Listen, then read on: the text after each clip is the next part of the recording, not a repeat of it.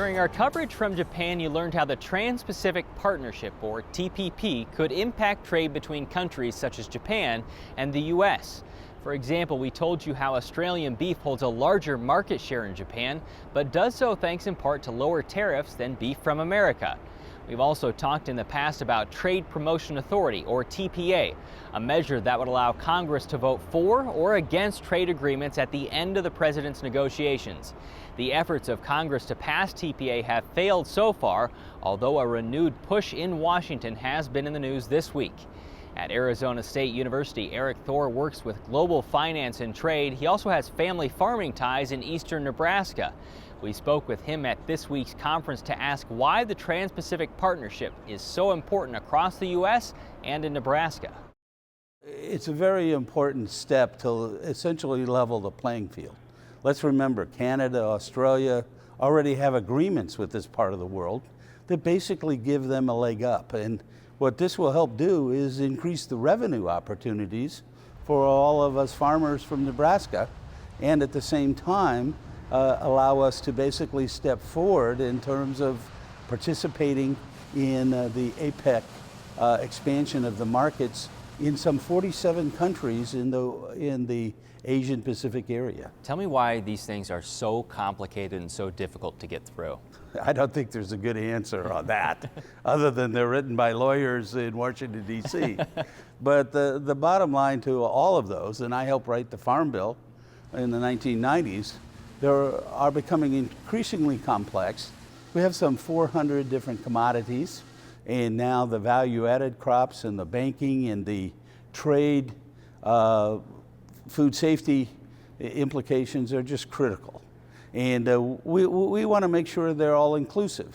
And of course that means they're going to be expanded, and at the same time as we look forward, other countries are developing those.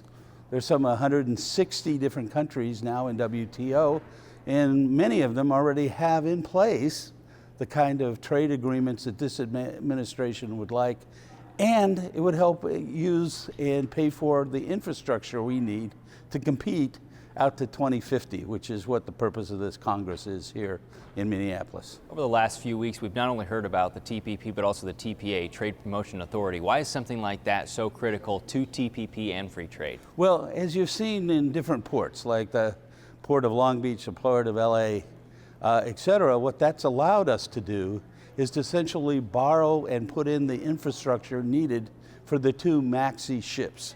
And I don't know if you've ever seen the new maxi grain ships that can basically go between the US and Japan in 11 days. But the bottom line is they're phenomenal, but they require much better and bigger infrastructure. Because we not only need to sail the ships, we need to load them. And you want to be able to load a ship like that in 24 hours. How does that relate to TPA, Trade Promotion Authority? Because it allows you to create a funding mechanism that the bankers and the world capital markets will accept. And at the same time, we have a real challenging railroad and barge system that serves Nebraska. You know, most of our corn goes down the Mississippi to the Mississippi ports, but you can't do it unless you have the right barges and the right railroad cars today.